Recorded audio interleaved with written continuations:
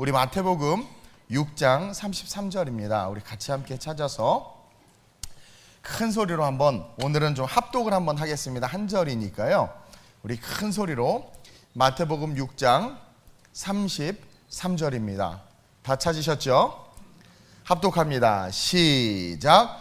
그런즉 너희는 먼저 그의 나라와 그의 의를 구하라.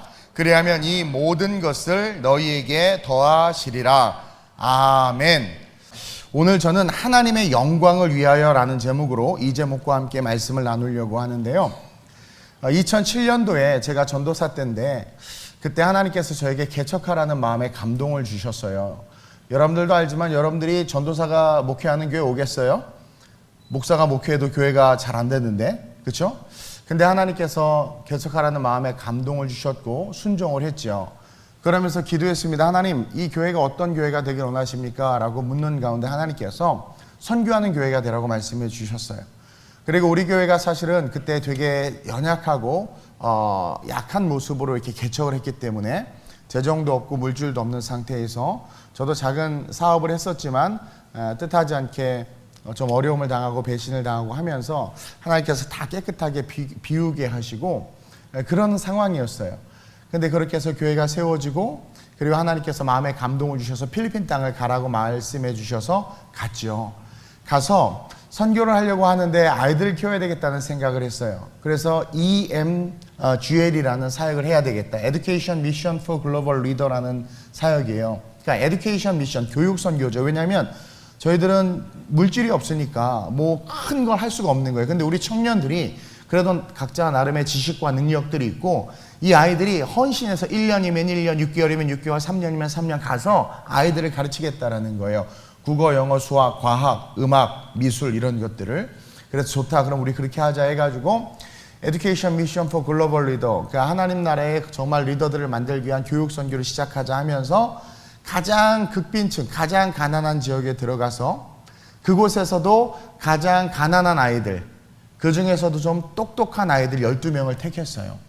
그리고 그들에게 우리가 지금은 아이들이 초등학생이라 돈이 얼마 안 들어가고 그들이 하루에 1달러, 2달러 정도로 생활을 하기 때문에 아이에게 매달 10,000원이라는 금액은 꽤 큰 금액이에요. 그 아이만을 위해서 쓰는 금액. 그래서 매달 10,000원씩 후원하는 것을 시작으로 해서 그들을 세러데이 스쿨로 초대해서 토요일 날은 우리 아이들이 가르치고, 썬데이는 워십 서비스하고, 또 월요일부터 금요일까지는 아이들이 자기의 삶의 영역에서 삶을 살고, 또 토요일 날 다 와요. 찌푸니 타고 와가지고 막 가난한 애들 같은 제일 이쁜 옷을 입고 와도 빵꾸나고 하지만 와가지고 한국인들하고 공부한다고 와서 그 꼬마 애들, 지금 1, 2학년 애들 가르치기도 힘들어 죽겠는데 말도 안 통하는 애들 1, 2학년 애들을 어떻게 가르쳐요? 근데 그 아이들이 열심히 성경을 가르치고 수학을 가르치고 국어를 가르치고 했단 말이에요. 국어가 아니라 한글을 가르쳤죠. 어쨌든 그 사역이 시작되면서 이 아이들도 나이가 들어갈 것이고 우리 교회도 성장할 텐데, 그러면 뭐 대학 등록금도 우리가 내줄 수 있을 거야 하면서 쭉 이렇게 시간이 흘렀어요. 그래서 극빈층 아이들 중에서 12명을 택했고 그들을 후원하기 시작한 그 사역이 점점 확대됐죠. 근데 아이들이 변하기 시작하고 또 예배가 은혜가 있기 시작하니까 그 부모나 형제들이 오고 싶어 하는 거예요. 근데 저희는 클로즈 워십 서비스를 했어요. 그게 뭐냐면, 그러니까 폐쇄적인 예배를 드렸어요. 저희가 처음에 얻었던 센터는 너무나 작은 곳이었고 우리 아이들 12명하고 우리 교사 4, 5명 있으면 꽉 차요. 그렇기 때문에 더 수용을 못 하는데 그 부모들이 같이 예배드리고 싶다고 하는 거예요. 또 왜 이렇게 형제들이 많은지, 가난해도 불구하고 계속 뭐 7, 8명은 아무것도 아니에요. 애가 애를 키워요. 막. 그러니까 또 동생이 온다고 해서 그래 데리고 왔다 5명이 막 줄줄줄 쫓아오고 막 다 동생이래. 뭐 그러니까 뭐 어떻게 해요? 그래서 그렇게 가족들 중심으로 이렇게 예배를 드리기 시작한 거예요. 만약에 우리가 초창기부터 오픈 워십 서비스를 했으면 아마 되게 많이 왔을 거예요. 일단 한국인들이 목회하고 맨날 맛있는 거 주고 하니까 몰려들지 않겠어요? 그럼 우리 감당을 못했을 텐데 전략이 좋았던 것 같아요. 어쨌든 그래서 그들 양육하기 시작했고 가르치기 시작했어요. 그리고 12년이라는 시간이 흘렀고 제가 어제 선포했어요. 이제 우리는 오픈 워십 서비스를 하겠다고. 왜냐하면 그동안은 우리 한국인들, 선교사님들, 그 다음에 우리 사역자들의 안전도 그렇고 여러 가지 것들 때문에 어떤 그런 빌리지라고 하는데 이렇게 가드가 있고 이렇게 울타리가 쳐져서 마을들, 좀 그래도 중산층 정도 사는 사람들이 모여있는 곳에 항상 센터를 얻었었어요. 안전이 중요하기 때문에 총기 사고도 많이 일어나죠. 어쨌든 근데 이제 그러다가 완전히 길거리로 나간 거예요. 우리 교회가 이번에. 정말. 밤에 잠깐 일하러 갔는데 온갖 불량 청소년들로부터 시작해서 그냥 달리고요. 뭐 하여튼 그냥 스트리트, 그 빈민가 스트리트에 우리 교회가 세워진 거예요. 근데 참 저는 순간 걱정이 돼가지고 이거 우리 에어코어 허물 받은 건데 이거 훔쳐가면 어떡하냐 했더니 말조가 걱정하지 말래. 무거워서 못 들고 간다고. 아, 그것도 그렇구나. 뭐 그러면서 어쨌든 여러 가지 고민이 있었는데 우리 성도들이 너무 좋아하고 또 소문이 워낙 잘 나가지고 이제 그곳에서 그렇게 예배가 시작이 됐어요. 아마 오늘도 지금 같이 예배 드리고 있을 텐데, 그리고 이제 오픈워십에 대한 소식들이 전해지면 많은 분들이 올 것 같아요. 그래서 또 다른 차원에서의 그런 선교가 될 것 같고, 그리고 이제는 많은 선교사님들이 자기가 한 사역들이 이런 것들 끝까지 잡고 있는데 이제 우리는 한 걸음 물러나려고 해요. 그리고 우리 연대 간사님 자꾸 땅 사서 건물 짓자고 하는데 저는 절대로 땅을 안 사고 건물을 안 지을 생각이에요. 왜냐하면 일단 소유가 있으면 무거워져서 움직이기가 힘들어요. 이게 무거워진단 말이죠, 사역이. 그리고 제가 한 12년 사역하면서 필리핀 현지 선교사님들에게 받은 칭찬은 단 하나였어요. 건물 안 사고 땅 안 산 거 진짜 잘했다. 내 속도 모르면서. 없어서 안 산 건데. 예. 근데 너무 좋은 거예요. 왜냐하면 무빙 처치가 가능하거든. 언제든지 움직일 수 있고 옮길 수 있고.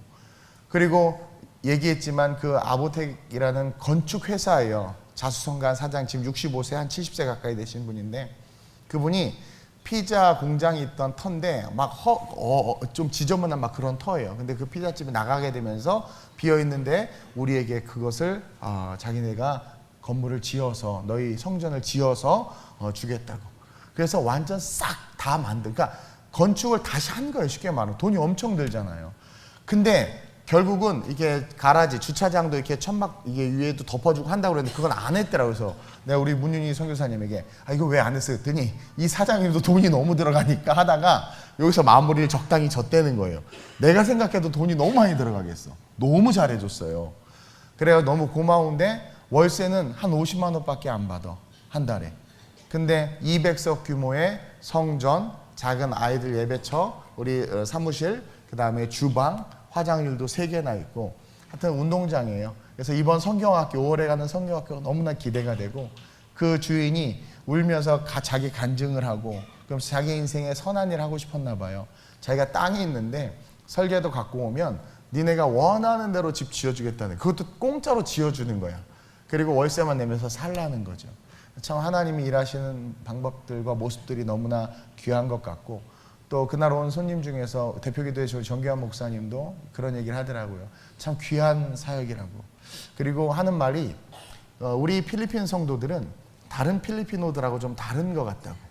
그리고 또 한국인인데 철야 예배를 필리핀 성도들이 드리는 철야 예배를 와서 같이 드리는 목사님 가정이 있어요. 그분도 오셨는데 자기네들이 필리핀 성도들이 기도하고 찬양하는 거 보면 너무 은혜가 되고 주여 삼창하고 막 하다 보면 한국에 있는 것 같다니까. 눈 감고 막 기도하면 막 주여 주여 주여, 그건 또 로 하기도 하지만 주여 주여 주여 같이 하거든요. 근데 너무 은혜가 되고 얼마나 귀한 줄 모르겠어요. 그래서 그 모습을 보면서 하나님께서 영광 받으셨겠다. 그리고 정말 우리가 인생을 살면서 하나님의 영광을 위해서 사는 것이 얼마나 귀한가. 제가 여러 번 이야기하지만 살짝 봐보세요. 우리 효주 상인이 한번 상인 살짝 보세요. 서로 이쁜 것 같지만 얘기하세요. 언젠간 죽는다. 언젠간 죽어요. 그렇죠? 근데 한 번 죽는 그 인생 영원과 연결되어 있단 말이에요. 여러분 너무나 중요하고, 우리가 너무나 사소한 것 때문에 자존심, 감정 때문에 사내 죽네 하는데, 여러분 우리가 복음을 알고 예수를 안다면 우리는 보다 더 멀리 인생을 바라볼 수 있어야 돼요. 한 번 죽는 것은 정해진 것이고 그 후에는 심판이 있단 말이에요. 그리고 그 심판을 통해서 천국 아니면 지옥을 가고, 그 심판까지 우리는 달려가는 게 인생이에요. 이 한 번 사는 인생을 통해서 그게 결정이 되는데, 그 인생이 하나님의 영광을 위한 인생이 되어야 되지 않나. 그것이 정말 지혜로운 삶이고, 우리가 나중에 주님 앞에 섰을 때 자랑할 수 있는 거 그것밖에 없는 거예요. 그 하나님의 영광을 위해서 저와 여러분들이 살아가고 헌신했으면 좋겠습니다. 여러분, 하나님은요 천지 만물을 창조했어요. 그렇죠? 모든 것을 너무나 아름다게. 나는 이런 거 볼 때마다 깜짝 놀라요. 어머 좀 이렇게 막 이거 그냥 대충 해도 어머 좀 이렇게 막 그냥 막 그냥 빨간색 분홍색으로 다 하지 뭐 여기 또 흰색이. 근데 다 정확하게 또 이렇게 생겼어. 얼마나 정확하게. 이게 뭐 이렇게 뾰족뾰족 잘못해서 이렇게 붙을 수도 있을 것 같아. 한 번도 붙는 걸 못 봤어. 이게 모든 게 정확하단 말이에요. 그리고 너무나 아름답게 새들을 봐도 그렇고 자연을 봐도 그렇고 바다를 봐도 모든 게 너무나 아름다워요. 그리고 보시기에 좋았더라 말씀하시고 나서 마지막 날 사람을 만들었어요. 그리고 나서 사람을 직접, 다른 건 말로 만들었는데 사람은 손으로 직접 만든 거예요. 그리고는 뭐라고 고백하셨냐면 만드신 하나님도 자기가 놀라신 거예요. 어우, 너무 아름답다. 심히 아름답다. 그러니까 모든 것을 동원해서 저와 여러분들을 가장 어떻게 만들었어요? 아름답게 만들었단 말이에요. 아름답게. 그리고 그 아름다운 우리의 삶이 어떠한 삶이 되기를 원해요? 하나님의 영광을 위한 삶으로, 하나님의 형상과 모양을 따라 지음받은 우리의 삶이 썩어질 것을 위해서 살아가는 것이 아니라 정말 하나님의 형상과 모양을 닮아가도록, 그렇게 살아가도록 하나님께서 우리의 삶을 만들어 놓으셨고 우리의 삶을 이끌어 주셨단 말이에요. 근데 우리는 어때요? 불순종을 함으로 말미암아 타락했잖아요. 그렇죠? 죽을 수밖에 없는 거예요. 그냥 아담 죽여도 되는데, 제가 철야 때도 이야기했지만 아담에게 찾아가셔서 아담을 부르셨어요. 그게 회복의 시작이에요. 부르심이 가장 큰 은혜예요. 그리고 그 은혜로 말미암아 저와 여러분들이 다시 살게 된 거예요. 근데 여러분 그거 아세요? 은혜에는 능력이 없어요. 은혜는요, 그냥 그 은혜로 말미암아 죽을 수밖에 없는 내가 다시 살게 됐고, 그 은혜로 말미암아 내가 실패했는데 다시 그 실패 속에서 일어날 수 있는 힘을 얻기도 하고, 그 은혜로 말미암아 그냥 내가 받을 자격 없고 누릴 자격 없지만 뭔가 이렇게 받고 누리게 되는 것. 그러니까 은혜는 그냥 감사할 뿐이에요. 근데 하나님은 우리가 은혜로 살아가는 존재로 만들지 않았단 말이에요. 은혜는 뭐예요? 값없이 주어지는 선물이 은혜인데, 성경에서 말하는 가장 큰 은혜는 죽을 수밖에 없는 우리가 살아난 은혜죠.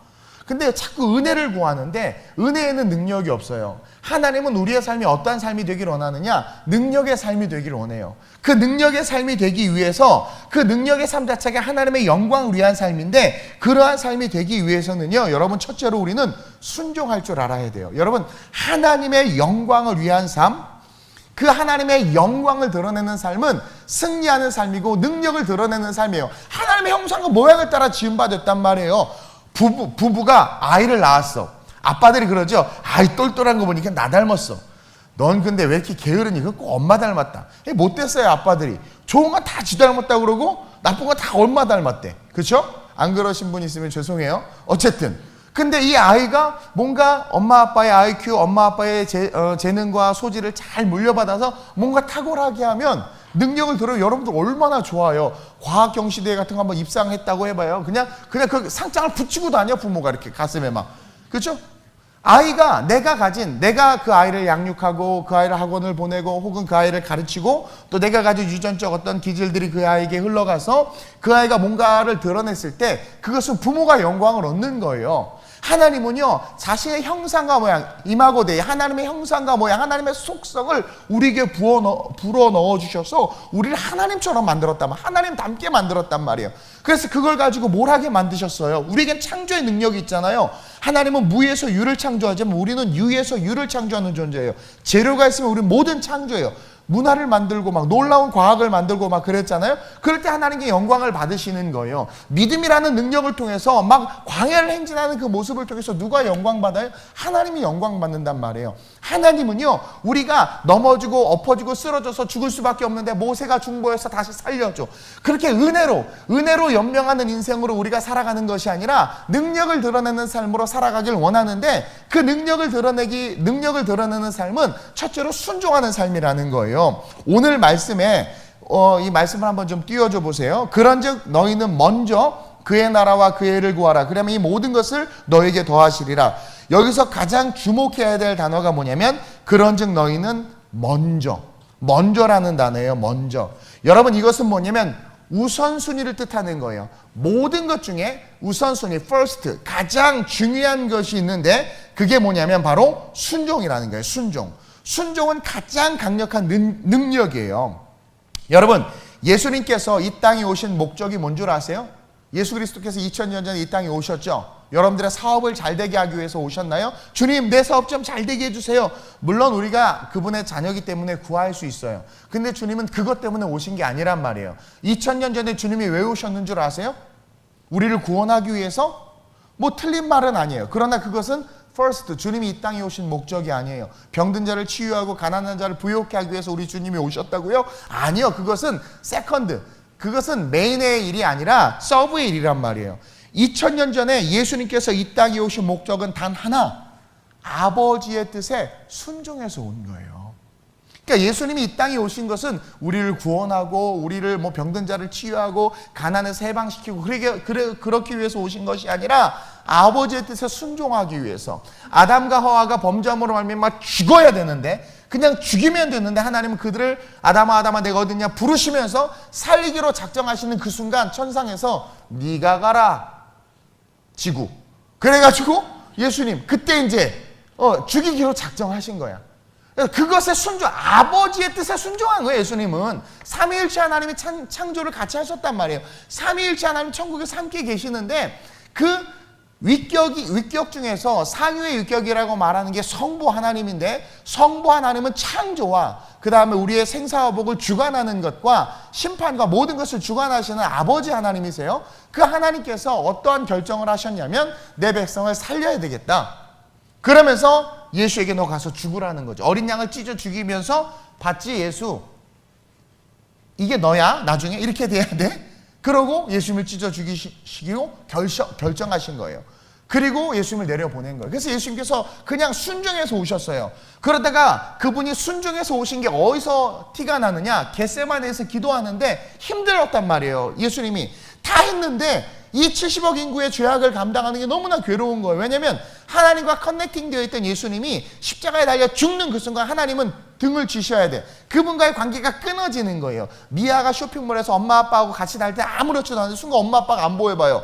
손에 아이스크림이고 레고고 다 팽개치고 우는 거예요. 그 불안과 공포 겪어봤어요? 저 겪어봤어요. 깜짝 놀라요. 얼마나 무서운지 몰라요. 대전에 내려갔다가 우리 아버님 고향이 충북 옥천군 유명한 강청리인데 대전역에서 완행열차로 갈아타야 되는데 잃어버린 거야. 얼마나 세상이 무섭고 그냥 두렵든지 꼬마 아이인 내가 너무 우리 재훈이가 형 준다고 바나나 칩 사야 된다고 SM 슈퍼마켓 갔단 말이에요. 같이 가는데 내 다리가 아프니까 너 사고 와, 목사님 여기 있겠더니 목사님 꼭 여기 계셔야 돼요?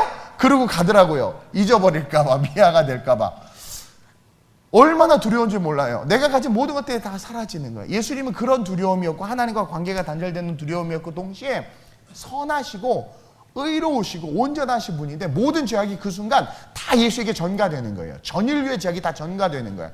그러니까 그게 너무 고통스러운 거예요. 그러니까 뭐라고 말해? 이 잔을 내게서 옮겨달라는 거죠. 자, 만약에 구원으로 해서 오셨고 그것이 예수님의 본인의 의지였으면 그런 말 할 수가 없죠. 하나님 아버지 이 잔을 내게서 할 수가 있고 이 잔을 내게서 옮겨주옵소서. 자기는 명령을 받고 온 거야. 순종해야 되는 거야. 근데 이것을 순종하기가 너무 힘든 거죠. 그러니까 그렇게 우리에게도 민망한 그 주님이 난 가서 왜 그러셨어요? 한번 물어보려고요. 그것처럼 그런 고백을 할 만큼 괴로우셨고 그것은 자기의 의지가 아니었다라는 거예요. 어찌 보면 그분의 의지는 피하고 싶으셨던 거죠. 근데 순종한 거예요. 요한복음 6장 38절 한번 볼까요? 시작. 내가 하늘에서 내려온 것은 내 뜻을 행하려 함이 아니요 나를 보내신 이의 뜻을 행하려 함이니라. 분명히 이야기하고 있어요. 예수님이 직접 말씀하신 거예요. 요한복음에서 내가 이 땅에 온 것은 내 뜻을 행하려 함이 아니다. 나 너희들 구원하고 싶고 뭐 너희들 병든 자 치료하고 싶어서 온 게 아니라 아버지의 뜻이라는 거야. 그래서 아버지의 뜻 때문에 왔고 그 뜻 때문에 그 길을 걸으셨고 33년의 삶을 사셨고 십자가에 죽으셨단 말이에요. 근데 그 아버지의 뜻 가운데로 살아가는 그 예수의 삶 속에 뭐가 나타났어요? 능력이 나타났고 기적도 나타난 거예요. 어찌 보면 은혜일 수 있고 동시에 우리가 예수를 소유하면 어떠한 삶을 살 수 있다는 거예요? 능력의 삶.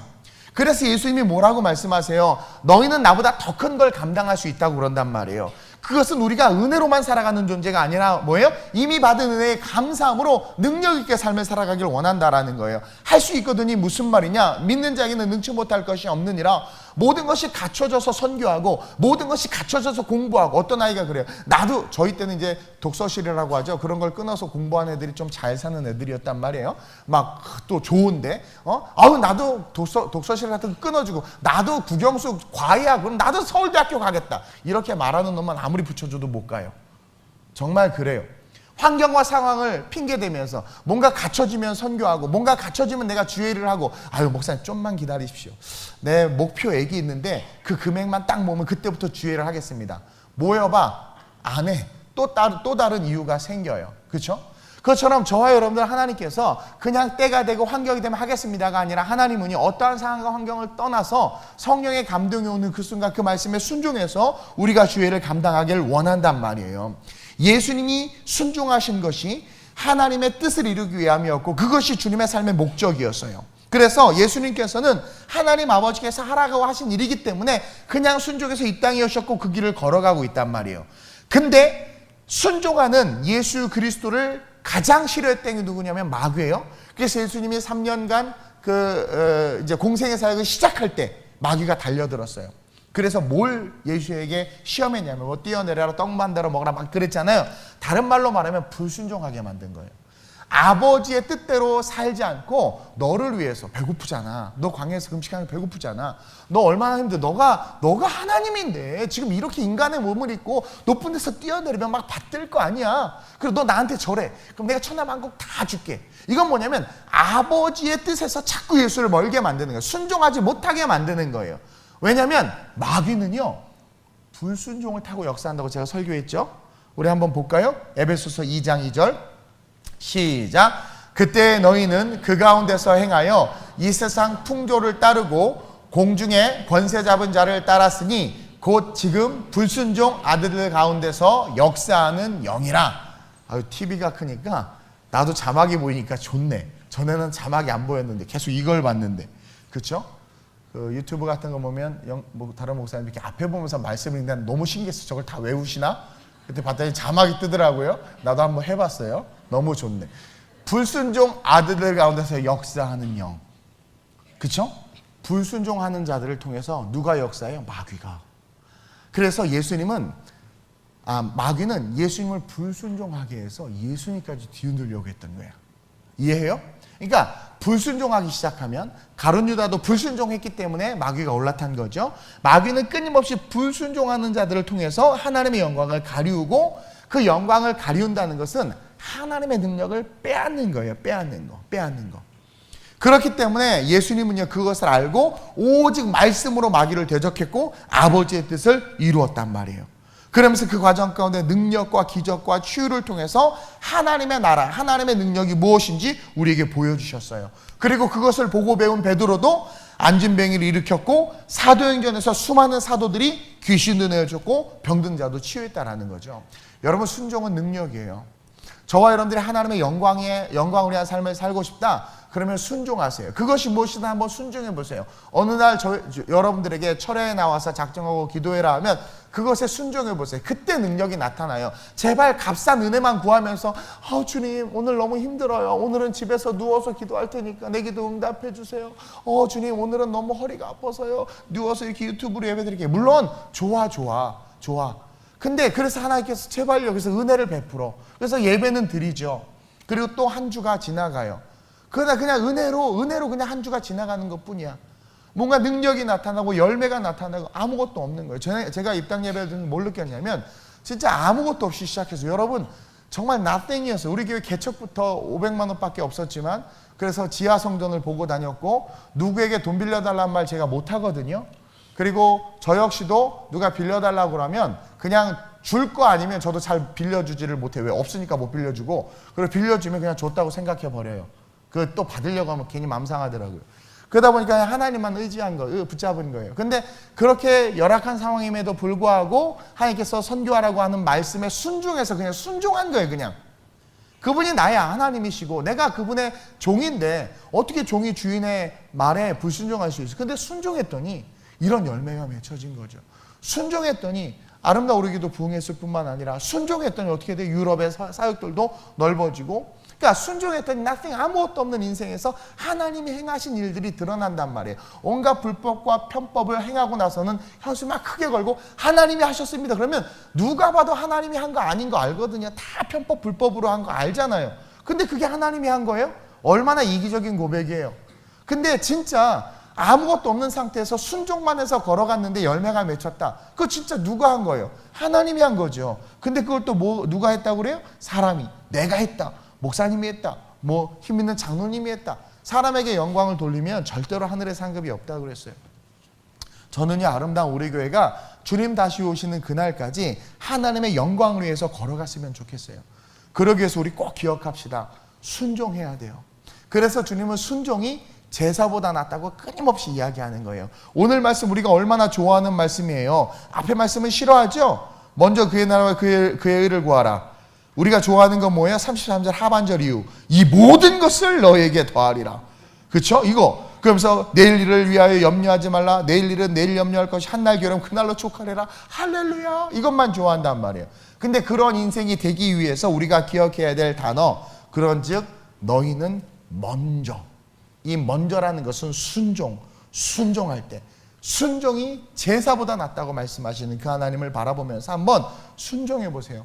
성령의 감동이 딱 올 때, 뭔가 은혜가 올 때. 저는 요즘에 우리 그 바울, 바나바, 디모데 우리 이렇게 젊은 남자 선교회 분들에 대한 기도가 많이 나올 뿐만 아니라 너무 감사해요. 왜냐하면 그 전에 저 혼자 끙끙대고 막 이렇게 했었는데 제가 말도 안 했는데 우리 남자 우리 선교회 회원들이 막 교회를 막 세워가는 모습을 보니까 너무 행복한 거예요. 뭐 그렇다고 내가 있으면 뭐 티내는 사람도 없고 막. 저는 그게 너무 좋아요.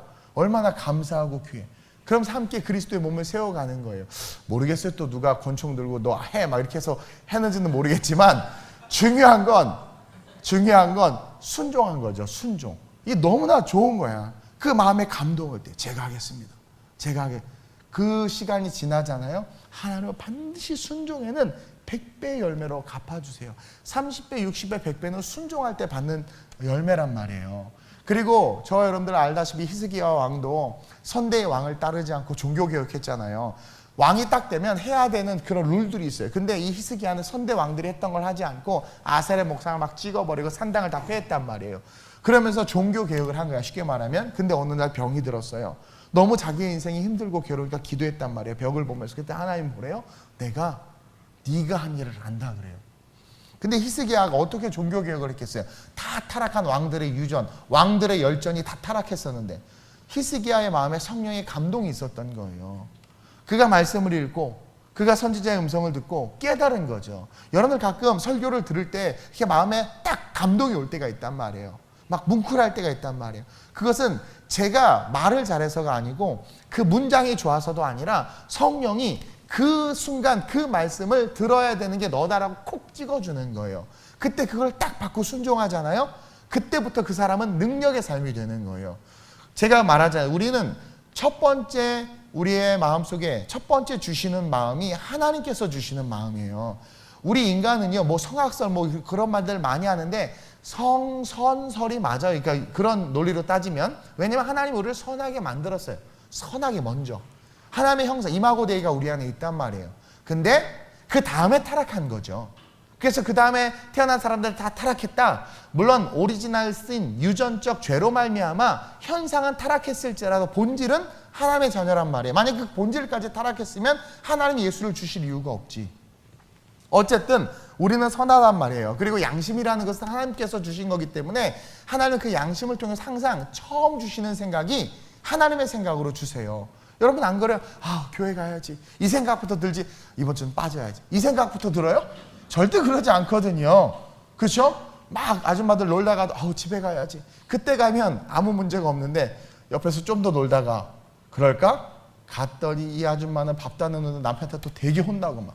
그러니까 처음 주시는 마음, 그 첫 마음만 쫓아가도 우리는 승리해요.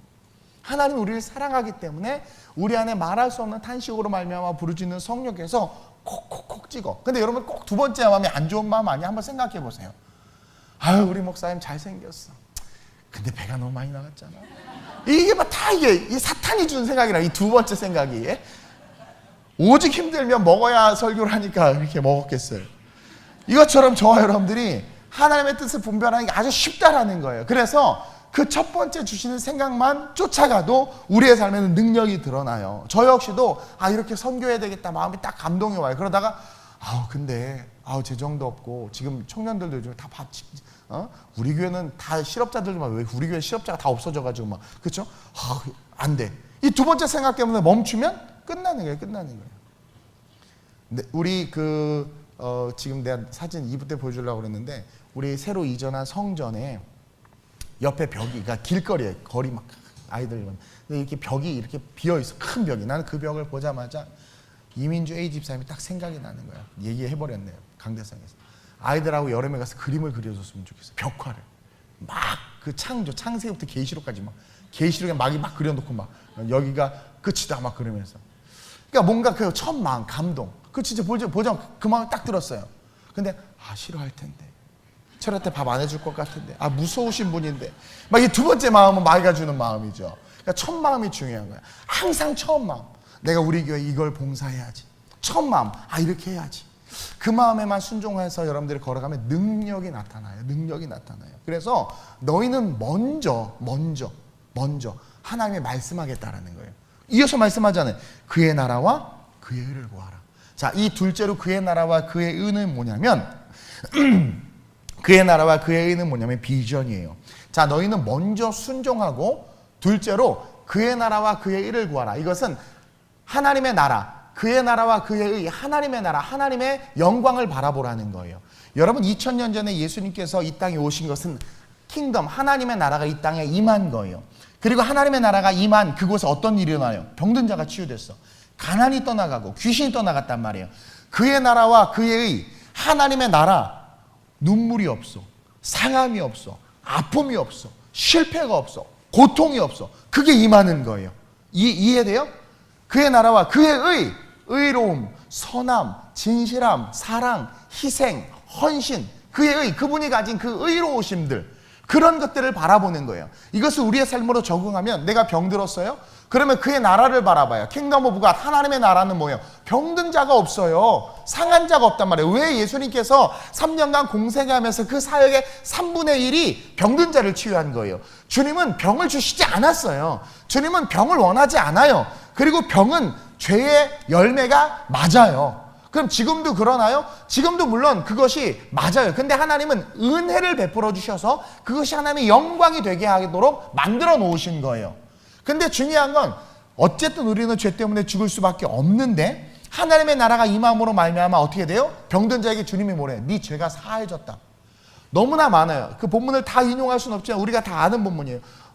낫고자 하느냐? 네 죄가 사해졌다. 네 자리를 들고 가라. 아니, 왜 죄의 문제를 이야기하냔 말이에요. 죄의 문제가 사해지면 어떻게 돼요? 병도 치유되는 거예요. 죄의 문제가 사해지면 어떻게 돼요? 기쁨과 소망이 오는 거예요. 삭개오가 예수님이 자기네 집에 와서 막 재산의 절반을 팔고 가난한 자 나눠주고 토색한 거 4배나 갖고 했을 때 기쁨이 있었죠.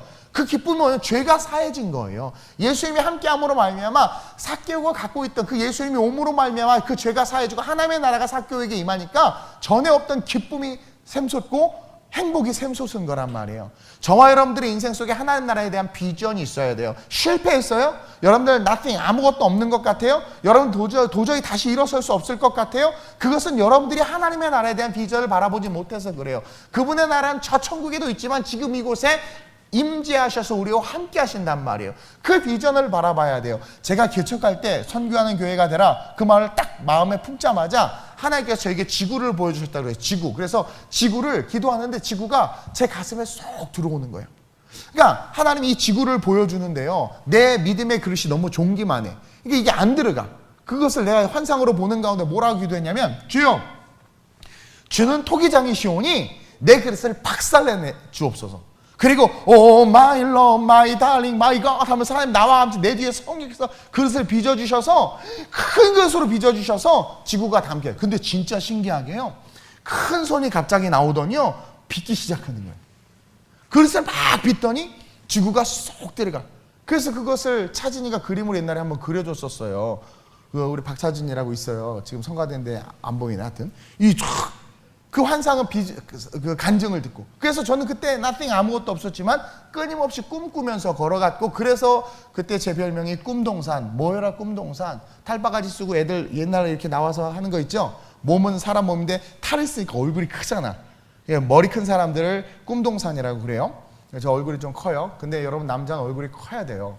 그게 있어 보여요. 어쨌든 그래서 그때부터 사람들이 저보러 꿈동산. 아유 저 아무것도 없어. 맨날 꿈만 꿔. 아유 저 꿈동산. 그때 나는 사람들의 비웃음을 당하면서 속으로 뭐라고 생각했냐면, 고맙다. 내가 요셉인 걸 인정해 주는구나. 그렇죠? 색동옷 입고 철무로 든 요셉 맨날 해와 달과 별이 나한테 절하고 볕짓단도 절하고, 그 하나님 주신 마음을 고백한 거거든요. 근데 결국 그 고백대로 됐잖아요. 꿈꾸는 자가 오는도다. 요셉을 보면 형들이 놀렸지만 그 놀림은 하나님의 관점에서는 내 사랑하는 비전을 가진 비전 메이커, 드리머가 오는 거예요. 잠자는 사람 말고 꿈꾸는 자가 오는 거죠. 저와 여러분들 먼저 순종하면서 그의 나라와 그의 일을 구하는 거예요. 하나님의 나라, 내 상함과 상처와 아픔과 질병과 고통과 실패 속에 하나님의 나라 임하게 해달라고 우리는 기도해야 돼요. 보이지 않지만 바라볼 수는 없지만 바라보는 것이 비전이잖아요. 보이지 않고 바라볼 수 없지만 그것이 보인다고 말하는 그 비전, 그의 나라와 그의 의를 구하는 것, 복음을 알고 예수를 알고 천국을 알고 영생을 알기 때문에 바라보고 그리는 그 꿈, 그것이 있어야 하나님은 그 비전을 통해서 역사하시고 하나님의 영광을 드러내는 거예요. 우리 EMJ 아이들이 대학교를 갈 때가 됐어요. 한 아이에게 너 뭐 하고 싶니? 자기는 치과 의사가 되고 싶대요. 그가 그 비전을 가지고 해서 치과 의사가 돼서 뭐 할 거야 했더니 미션 할 거래, 선교할 거야. 이뻐 죽겠어요. 뭐 저한테 이쁘게 보이려고 그렇게 말했을 수도 있지만 그 얘기가 지금 너무 좋았어요. 그래서 너 치대 가라. 열심히 공부해 치대 들어갔어.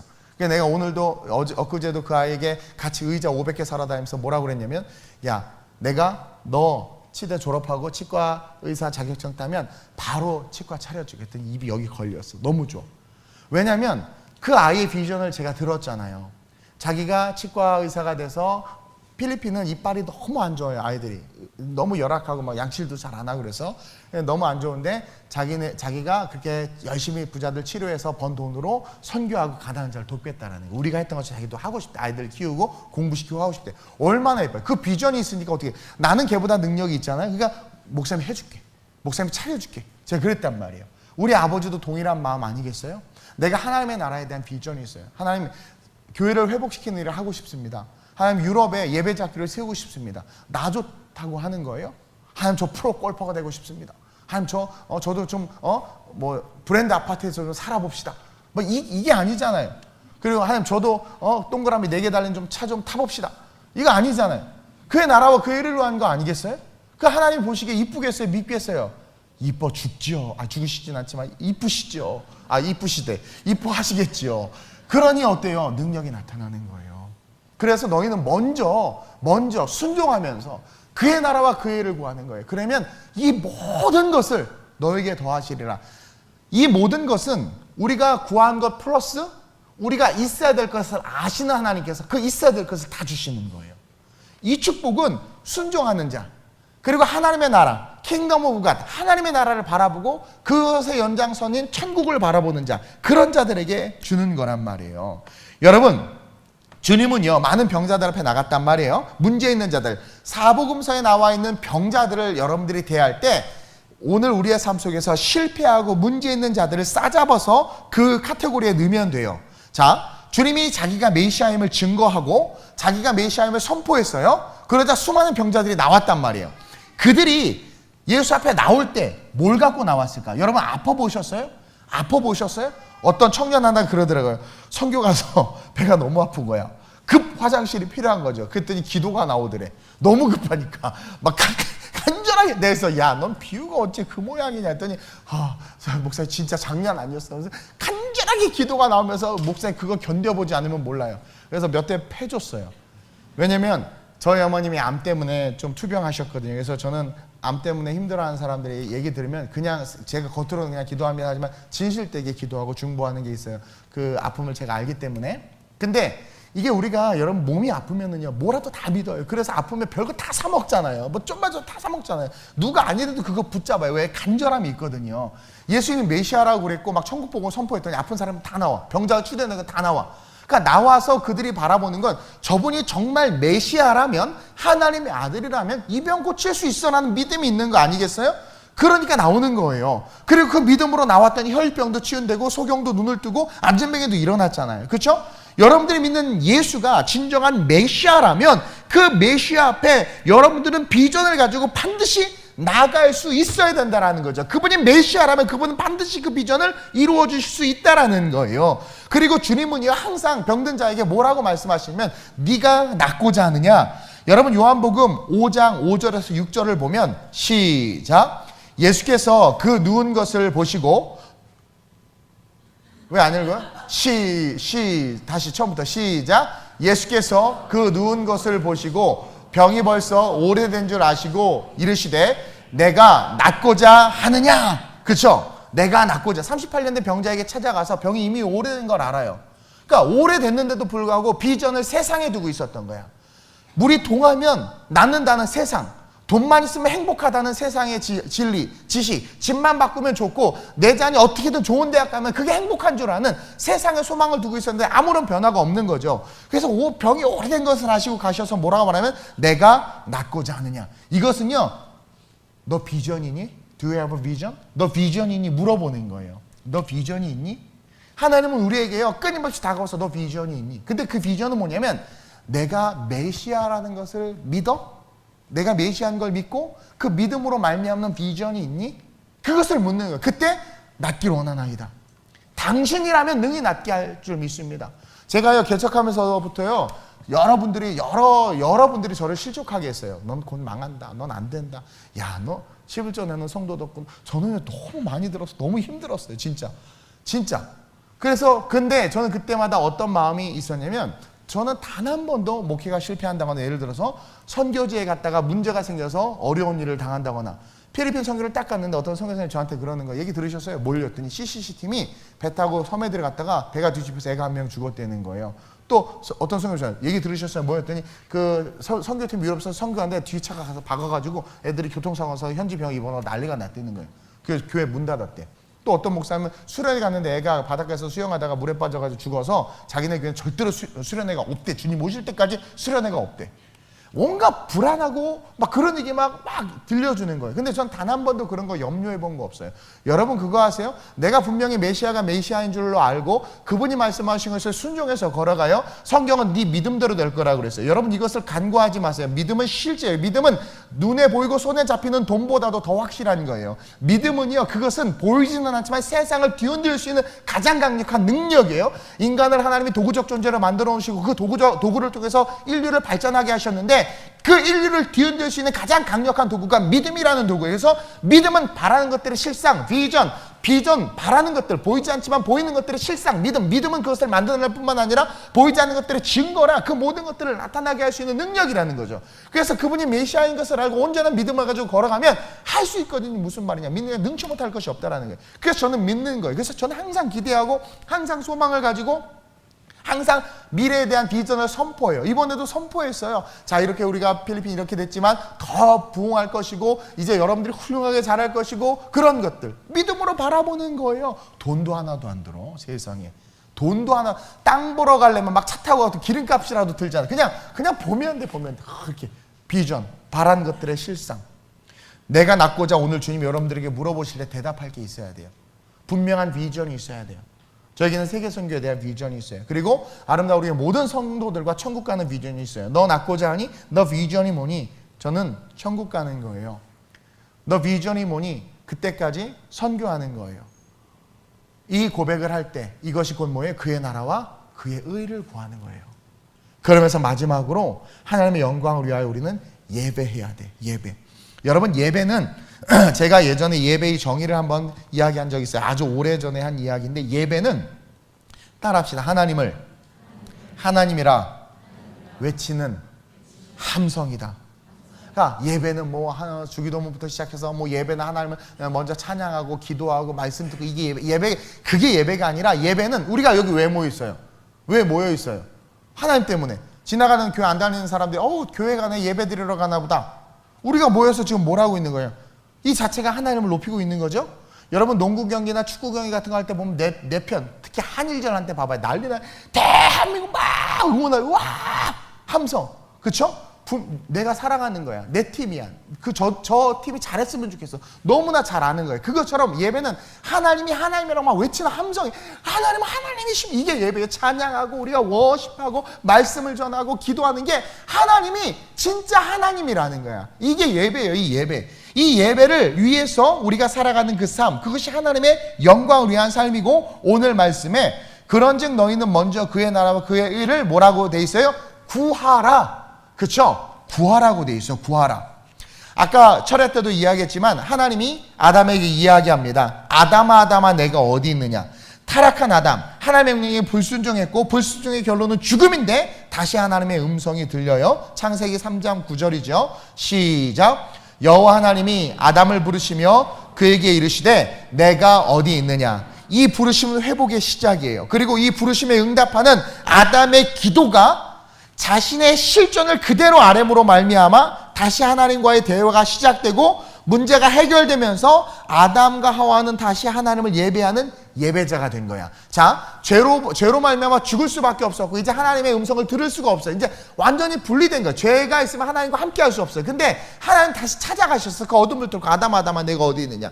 아담이 대화하기 시작해요. 이게 기도예요.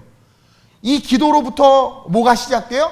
그 죄에 대한 값은 치렀어야 되지만 그 기도를 통해서 죄가 뭔지를 깨닫게 되고 죄의 삭스에 대해서 알게 되고 노동이라는 고통의 형벌은 받게 됐지만 다시 어떻게 돼요? 하나님의 이름을 부를 수 있게 되고 그리고 가죽 옷을 입게 되고 예수 그리스도죠. 그리고 다시 이 땅에서 꿈꾸며 하나님과 함께 동행하면서 삶을 살아갈 수 있게 됐단 말이에요. 다시 말하면 이 부르심은 회복의 시작이고요. 그 부르심의 응답의 기도가 바로 예배의 시작이라는 거예요. 이것이 예배의 시작이라는 거예요. 그러니까 여러분 예배의 시작은요. 그래서 기도로부터 시작되는 거예요. 주님이 예루살렘 성전에 딱 들어갔더니 성전이 개판인 거죠. 막 여기 뭐 미니스토어, 컨비니언스 스토어 있죠. 여기는 뭐 익스체인지 머니 있죠. 외국 갔다 와도 티 엄청 내죠. 여기는 또 하여튼 그래 슈퍼마켓 있죠. 뭐 다 있어 막. 그러니까 1층에 파리바게트 있었으면 좋겠죠, 여러분. 우리 교회 1층에. 카페 있는 것도 좋지만 목사님 ATM기 좀 있었으면 좋겠어요. 헌금 찾아오는 거 귀찮아 죽겠. 헌금 찾아오는 것도 귀찮으면 참 할 말 없죠. 어쨌든 그냥 예수님 보니까 이거 아닌 거야. 그래가지고 채찍을 그 인자와 온유와 사랑과 자비가 넘쳐나는 그 예수님이 채찍을 넣다가 한번 상상해 보세요. 상상해 보세요. 그게 상상이나 돼요? 그리고 예수님이 환전상 테이블 발로 찼어. 휘둘렀어. 여러분들 어머 절로 가야 되겠다 이러지 않겠어요? 그걸 보면 그만큼 분노하신 거예요. 그러면서 뭐라고 이야기하냐면 마가복음 11장 17절이죠. 시작. 이에 가르쳐 이르시되 기록된 바 내 집은 만민이 기도하는 집이라 칭함을 받으리라고 하지 아니하였느냐. 내 집은 만민이 기도하는 집이라 칭함을 받으리라고 하지 아니하였느냐. 이 집은 뭐하는 집이에요? 기도. 우리는 늘 죄 짓잖아. 아담이 죄 졌죠. 그 죄에서의 회복이 뭐로부터 시작됐어요? 말씀하신 하나님의 음성에 반응. 말씀하신 하나님의 음성은 뭐예요? 설교예요. 말씀하신 하나님의 음성은 뭐예요? 찬양 중에 임하시는 성령의 감동. 찬양 중에 임하시는 주님이라고 그러잖아요. 찬양할 때 하나님이 임해요. 그때 같이 막 찌릿찌릿하면서 눈물이 어떤 분 막 찬양하다가 잘못했어요. 그게 뭐예요? 주의 음성을 듣는 거예요. 예배가 그거예요. 이해하세요? 와서 하나님의 말씀을 듣고 그것에 반응하고 그러면서 아담이 그 하나님의 음성을 듣고 반응함으로 말미암아 그 기도로 회복이 돼서 그의 삶이 다시 일어나는 것처럼 예배는 회복이에요. 예배는 기도로부터 시작해서 하나님의 음성을 듣고 반응함으로 말미암아 우리가 뭐가 죄인지를 깨닫고 죄에 대한 회개를 통해서 우리의 삶이 변화가 되고 하나님의 부주신 은혜를 받게 되고 그 은혜로 말미암아 땅을 다스리고 땅을 정복하라는 말씀이 다시 한번 실제가 돼서 세상에서 뛰쳐나갈 수 있는 힘을 얻는 것. 예배는 연약한 실존인 저와 여러분들이 회복되고 연약한 실존인 저와 여러분들의 존재가 다시 확인되어지면서 이 예배는 그런 우리가 능력 있게 세상을 살아갈 수 있음을 하나님께서 보증하시는 것이 예배라는 거예요. 그래서 우리는 도전할 수 있고 뛸 수 있고 달려나갈 수 있는 거예요. 이사야 43장 21절에 시작. 이 백성은 내가 나를 위하여 지었나니 나를 찬송하게 하려 함이라. 여러분 어떨 때 노래해요? 기뻐야 노래하지 않겠어요? 어떨 때 춤춰요? 기뻐야 춤추지 않겠어요? 이 백성은 내가 나를 위해서 지었대요. 나를 위해서, 하나님을 위해서. 여러분 하나님의 거야. 하나님의 건데 엉망진창이야. 하나님의 건데. 여러분 내가 왕이야. 내가 부자야. 근데 내 아들이 누더기 같은 옷 입고 있어요. 그거 누가 가만히 보고 있어요? 그럴 수가 없단 말이에요. 나를 위하여 지었대. 하나님의 영광 그 자체요, 능력 그 자체인데 그분을 위해서 지었으면 우리는 역시 어때요? 영광과 능력을 옷 입어야 된단 말이에요. 나를 위해서 지었나니 나를 찬송하게 하려 함이라. 우리의 삶은 하나님께서 본질적으로 행복과 기쁨과, 죄송해요, 세상적인 말로 말하면 성공의 삶으로 만들어 놓으신 거예요. 그러니 죽을 수밖에 없는 아담도 완전한 성공을 했잖아요. 넘어지고 쓰러진 수많은 사람들이 다시 일어났죠. 근데 이것은 세속적 성공이 아니라 제가 아까 말한 것처럼 the first, 먼저 순종. 하나님께서 우리에게 말씀하시는 말씀에 순종. second 뭐예요? 그의 나라, 그의 의를 바라보는 비전. 너 왜 사니? 저 한 10억 모으려고요. 너 왜 사니? 저 그냥 뭐 세상 다 여행해 보려고. 너 왜 사니? 그 왜 사냐는 목적에 분명한 그의 나라와 그의 의에 대한 비전이 있어야 된단 말이에요. 돈을 모으더라도 뭘 하더라도 그것에 하나님의 나라가 있어야 돼. 하나님의 나라를 위한 것이 있어야 돼. 그 비전이 있어야 된단 말이에요. 그러면서 어떻게 예배해야 돼. 그러면 역으로 예배 속에서 다시 하나님의 음성을 들어요. 예배 속에서 우리를 보증하시는 하나님을 만나요. 제가요 왜 두려움이 없는 줄 아세요? 하나님이 나를 지키시고 그분이 나의 보증되어 주신다는 것을 제가 믿기 때문에 그래요. 저도 많이 쓰러져 보고 넘어져 봤어요. 본 사람 있는지 모르겠지만 제가 엊그저께 일하다가 이제 제가 디스크가 사실 되게 심해요. 근데 일하고 운전하고 다 했단 말이에요. 그리고 이제 저녁에 오는데 또 허리가 이렇게 나가서 서지를 못하는 거예요. 근데 눈치 안 채게 어쨌든 막 했는데 간신히 기어서 올라와서 숙소에 올라갔어요. 근데 다른 사람 같은 거 누워서 막 힘들다 괴롭다 막 이러잖아요. 말 한마디도 안 해. 나는요 하나님께서 날 지키실 것을 믿어요. 그래서 그것 때문에 절대로 두려워하지 않아요. 오른쪽 다리가 다 저려가지고요. 지금 신경이 눌려가지고 저려서 또 좀만 건드려도 막 찌릿찌릿하고요. 내가 이렇게 다리를 씻을 때 내가 느껴. 너무 이게 내 다리가 아닌 것 같아. 막 잘라버리고 싶어요. 막. 근데 별로 그거에 연연해 하지 않고 아프다는 말도 아니고. 우리 청년 하나 선교 갔다가 허리 좀 삐끗했나. 그건 그냥 삔 거야. 근육이 뭉친 거야. 죽겠대. 한국 가겠다고 난리야. 아우 그냥 지옥으로 보냈으면 좋겠어. 뭐 하여튼 막. 아우 정말.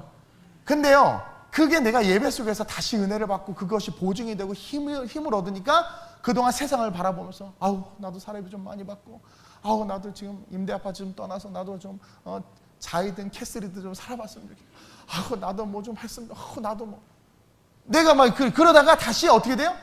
예배 속에서 하나님이 나의 보증이 되고 하면 다시 그의 나라와 그의가 내 시선이 다시 고정이 되는 거예요. 이 말에게 이걸 딱 찍어줘 탁 고정이 되는. 그러면서 다시 기쁨이 회복돼요. 여러분 그거 아세요? 제가 철야 때도 간증했지만 조지 부시 대통령도 그래서 회심하게 됐죠. 그냥 술 먹고 놀고 막 그게 즐거웠는데 어느 날 공허함이 몰려오면서 이게 사는 건가? 깨닫고 돌아왔다고 그랬잖아요. 그것처럼 살아가야 되는 삶의 본질적 이유를 딱 발견하는 거예요. 그러면 그 행복은 이루 말할 수가 없어요. 그러면서 그의 나라와 그의 일을 딱 구하게 되고 어떻게 돼요? 순종하게 돼. 그리고 또 역으로 순종하니까 능력이 나타나. 그러니까 그의 나라와 그의 일에 대한 열매가 더 확장돼. 그러니까 예배 속에서 더 기뻐 막 뛰는 거예요. 또 예배 속에서 뛰니까 또 하나님께서 보증해 주신대. 두려워하지 말라. 내가 너와 함께 함이라. 놀라지 말라. 나는 내 하나님이 되면 전능하신 하나님이 내 하나님이에요. 아싸. 또 그의 나라 그의 더 큰 꿈을 바라봐요. 그리고 또 순종해서 달려나가 그 비전을 바라. 또 순종해서 더 큰 꿈. 주님 오실 때까지 할까요? 계속. 이게 선순환이에요. 선순환의 삶을 살아야 되는 오늘 많은 크리스천들이 악순환의 삶을 살아. 불순종했다가 넘어지면 후회하고 원망하고 좌절해서 은혜. 제가 아까 그랬죠. 은혜는 능력이 없어요. 은혜는 그냥 단지 은혜 때문에 그냥 사는 은혜 때문에 좀 회복돼.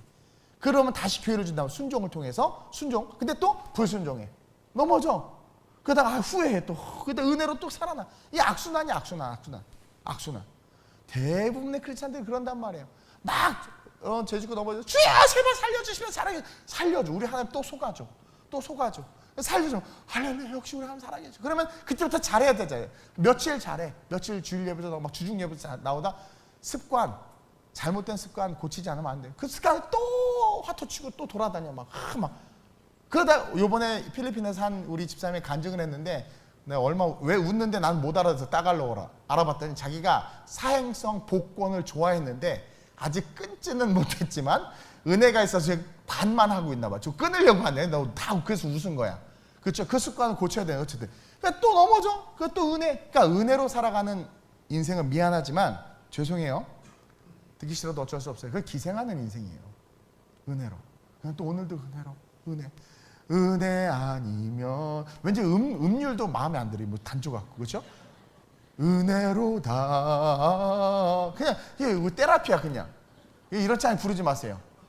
막 신난 찬양 불러야 돼 막. 근데 순종해봐요. 능력이 나타난다니까. 순종해봐요. 저를 아는 사람들은 알아요. 제가 걸어온 길 뭐가 있어요? 아무것도 백도 절도 아무것도 없죠. 절이 왜 나와? 아무것도 없죠. 근데 순종밖에 없어요. 정말 순종밖에 없어요. 저를 아는 사람들 알 거예요. 안 돼도 하나님이 하라고 하면 그냥 해요. 근데 그게 여러분들 성공이 뭘 것 같아요? 그렇게 해서 교회가 10,000명이 됐다. 이게 성공일까? 아니. 어느 날 밤에 하나님께서 나에게 딱 속삭여요. 뭘 하나 딱 해. 그것을 하는 게 성공이에요. 그게 진짜 어려운 거라니까요. 그리고 그때부터 그 인생 하나님이 주관하시는 인생이 되는 거예요. 그런 인생을 사는 아름다운 우리 교회 모든 성도들이 됐으면 좋겠고요. 이제 우리 유럽에 인터내셔널 교회가 세워져요. 독일에. 중동에서 온 난민들, 여기 있는 난민들, 라이프지에 있는 난민들은 중동의 부자들이에요. 의사, 변호사, 판사, 검사들이 정치적 망명을 해서 들어와서 그 아이들이 상당히 하이클래스들이라고 보니까 저는 원래 그 가난한 난민들을 생각했는데 얘네들은 별도로 따로 관리해서 저 북부 독일 어디 한 데 캠프촌에 다 넣어놨나 봐요. 근데 우리 이메일 선교사님이 만난 난민들은 다 그런 애들이야. 근데 생각해보니까 바울이 그랬어. 바울이 도시 선교를 했거든요. 바울의 선교 전략에 보면 그러니까 머리부터 치고 들어간 거예요. 아, 하나님께서 일을 하게 하시려나 보다. 그래서 독일에 저는 몰랐는데 어째 그런 난민들, 그 다음에 스페인계 하층 노동자들, 그 다음에 전 세계 어디든 흩어져 있는 우리 필리핀. 나는 길거리 가다 필리핀 사람들 보면 너무 행복해요. 아, 마간당 마강 막 이러면서 좋아해요. 필리핀어들, 그리고 우리 한국 친구들, 그리고 독일에서 약간 메이저가 아닌 마이너들, 그들이 함께 예배하는 교회를 세우려고 해요. 올 11월 안에 꼭 세워졌으면 좋겠고 그 일을 지금 우리 독일에서 하고 있어요. 그리고 그곳이 국경음악학교가 될 거예요. 그러니까 원래는 국경에다가 작은 건물을 하나 우리가 렌트해서 하려고 했는데 일단은 사람이 없어 거기에. 그래서 일단은 그 인터내셔널 처치를 통해서 세워서 가려고 해요. 비전 아니에요, 비전. 얼마나 좋아요. 여러분 교회에 이런 비전이 있는 게 좋은 교회예요. 우리 건물 올립시다. 지금 나도 건물 올리고 싶어서. 왜냐면 자리가 없어요. 지금 너무 힘들어요. 우리 중고등부 부흥해가지고 지금 그래서 계속 요 근처 막 알아보고 있어요. 결국은. 또 5층 아이들 안 된다고 그래서 안전이 제일 중요해요. 그래가지고 이 아이들이 2층을 다 터서 지금 2층을 아예 다 터버려가지고 그래서 내가 어떤 생각에 식당을 없애자. 금식을 하자 앞으로. 주님 올 때 우리 점심은 금식 아니면 도시락을 싸갖고 와서 가족들끼리 둘러앉아서 먹자. 구역끼리. 뭐 하여튼 별 생각을 다 하는데 옆에 자꾸 뜯어말려서 가만히 있고 있는데 어쨌든. 근데 그것보다도 더 중요한 게 또 어떤 나 자신을 위한 것이 아니라 우리를 위한 것이 아니라 이타적인. 우리 재훈이한테도 말했지만 너 배워서 남 줘야 된다고 가르쳐요. 왜 배워? 남 주기 위해서. 그게 더 멋진 삶의 영향력 아니겠어요? 임팩트 있는 삶을 살아야죠. 어쨌든 이 백성은 내가 나를 위하여 지었나니 나를 찬송하게 하려 함이라. 하나님이 나를 하나님을 위해서 지었어. 그런 영광을 옷 입히시죠. 우리의 삶은 늘 찬송하는 삶이 되기를 우리 하나님이 원하세요. 기쁨의 삶이 되기를 원한다라는 거죠. 여러분 우리 하나님의 영광을 위해서 살아갑시다. 한 번 사는 인생이에요. 옆 사람 봐봐요. 같이 죽어가는 인생 아니에요? 지금 죽어가는 거야. 이 꽃과 뭐가 달라요 여러분들? 우리가 좀 길게 살다가 죽는 것뿐이지. 우린 이미 꺾였어요. 죄의 문제로 말미암아. 그런데 예수님 때문에 죽음은 벗어날 수 없어. 죽으리라 했어. 죽어야 돼. 그러나 그 우리의 영혼은 천국으로 가야 된단 말이에요. 그렇기 때문에 그의 나라를 위해서 살아야 돼. 하나님의 영광을 위해서 살아야 돼. 먼저 우리 순종하게 해달라고 기도합시다. 둘째로 비전, 보이지 않는 그의 나라와 그의 일을 구하게 해달라고 기도합시다. 그리고 셋째로 예배자가 되게 해달라고. 역으로 예배자가 되면 비전을 보게 되고 그 비전 때문에 순종하게 되고 순종하면 또 더 큰 비전을 바라보면서 더 큰 예배자가 되는 거예요. 그래서 주님 앞에 섰을 때 부끄러움 없는 모습으로 정말 모든 성도들이 천국 가서 하나님의 기쁨이 되는 그러한 우리 성도들로 아름다운 우리 교회는 저 혼자 만들어가는 게 아니라 여러분들이 만들어가는 거예요. 저는 이번에 우리 남자 선교회 회원들이, 물론 여자 선교회 회원들도 열심히 하지만 우리 아이들 책상 만들어주고 교회 치워주고 소방 문제 해결해주고 이런 게 얼마나 감사한지 몰라요. 저는 그런 거 못하는 사람이거든요. 너무나 감사. 그래서 우리가 가진 재능과 은사와 달란트를 가지고 하나님의 영광을 위해서 일어설 수 있게 해달라고 우리 시간 간절하게 주님의 이름을 3번 부르고 합심으로 전심으로 한번 기도합니다. 주여, 주여, 주여. 할렐루야. 좋으신 아버지 하나님, 너희는 먼저 그의 나라와 그의 일을 구하라. 먼저라고 말씀하시는 그 말씀에 순종하는 우리가 되게 하여 주옵소서. 순종을 통하여 비전을 바라보게 하여 주옵소서. 한 번 사는 인생인데 너 무엇을 위해서 살고 있느냐? 너 낫길 원하느냐? 너 비전이 뭐냐? 물으실 때 대답할 수 있는 우리가 되길 원하나이다. 주님, 이 땅에서의 살아가는 삶 영광과 찬송으로 옷 입히신다고 했는데 과연 내 삶에 하나님의 영광과 찬송이 오시는지 돌아보기를 원하나이다. 주님, 한 번 사는 이 인생 그의 나라와 그의 일을 구하게 하여 주옵소서. 이 모든 것을 도와여 주신다라는 받고자 하는 이유와 목적이 아니라 뒷말씀을 잃어버리고 앞의 구절만을 바라보며 하나님, 내가 먼저 순종하는 아들 되겠습니다. 그의 나라와 그의 의 비전, 하나님의 영광을 바라보며 꿈꾸는 삶을 살겠습니다. 구하라 말씀하신 것 같이 기도하며 예배는 기도의 시작임을 배웠사오니 기도를 통하여 하나님 예배자가 되므로 하나님의 영광 가운데 거하는 주님의 자녀들이 될 수 있도록 부족한 종과 아름다운 우리의 모든 성도들을 붙잡아 주시옵소서. 주님 오실 날이 얼마 남지 않은 이때에 과연 내가 무엇을 위해서 돈을 벌고, 무엇을 위해서 아이들을 양육하며, 무엇을 위해서 가정을 이루고, 무엇 때문에 결혼하기를 원하며, 무엇 때문에 오늘 이 시간 예배를 드리고 있는가 돌아보게 하시고 내 삶에 하나님의 영광이 있어야 함을 깨닫고 그 영광을 위하여 삶의 작은 영역일지라도 일어나게 하여 주옵소서. 지구에 한 모퉁이를 쓸던 청소부가 고백한 고백과 같이 하나님의 창조한 이 아름다운 지구에 한 모퉁이를 깨끗하게 하는 것이 나에게 기쁨입니다라고 고백했던 그 노인처럼 아버지 하나님, 교회 안에서 작은 봉사, 작은 섬김, 물론 힘들 수도 있고 짜증날 수도 있지만 그것이 하나님의 교회, 하나님의 영혼들을 섬기는 일이기에 기쁨으로 감당하며 그것으로부터 시작하여 우리의 삶의 지경이 그의 나라와 그의 일을 위하여 확장되어질 수 있도록 주님 인도하시고 이끌어 주시옵소서. 주님 앞에 섰을 때 아름다운 우리의 모든 영혼들 한 영혼도 떨어짐없이 공중에 들림받아 혼인잔치에 참여하고 한 영혼도 떨어짐없이 영원한 천국 가운데 거하여 의의 멸류관 생명의 멸류관을 받아 하나님과 함께 영원히 왕노릇하며 하나님 영생의 삶을 살아가는 자들 될 수 있도록 주님 이끄시고 인도하시고 함께하여 주시옵소서. 하나님, 삶을 살아가는 것이 힘든 게 사실입니다. 하나님, 돈 없으면 힘들고 어려운 거 사실입니다. 남과 비교되기 때문에 괴롭고 내 자녀에게 더 좋은 것 해주고 싶은데 그러지 못해서 속상한 것이 우리의 실존입니다. 그것들을 헤아려 보면 우리 하나님이 우리를 바라보실 때 어떠할지 하나님 도리어 우리가 묵상하길 원합니다. 하나님은 우리를 영광과 존귀와 찬송으로 옷 입히셨고 우리를 지으신 목적이 하나님을 찬송하게 하기 위함이며 우리가 존재하는 이유는 하나님을 위해서라고 했는데 하나님, 그 마음을 헤아린다면 인생의 진정한 성공과 승리의 비밀이 어디에 있는지를 깨닫게 됩니다. 그것은 바로 순종으로부터 시작됨을 봅니다. 하나님, 예수님이 이 땅에 오신 것은 자기의 뜻대로 오신 것이 아니라 아버지의 뜻을 행하기 위해서 오셨다고 했고 아버지의 뜻을 행하는 과정 속에 능력과 신유와 기적과 역사가 나타났습니다. 이는 순종하는 우리에게도 동일하게 아버지의 뜻을 성령의 감동으로 말씀이 나를 칠 때 그것을 순종해서 걸어가면 우리의 삶에도 동일하게 역사, 능력, 기적, 회복이 일어난다라는 것입니다. 하나님은 우리를 그런 존재로 만드셨고 옷 입히셨습니다. 지금 없음에 괴로워하기보다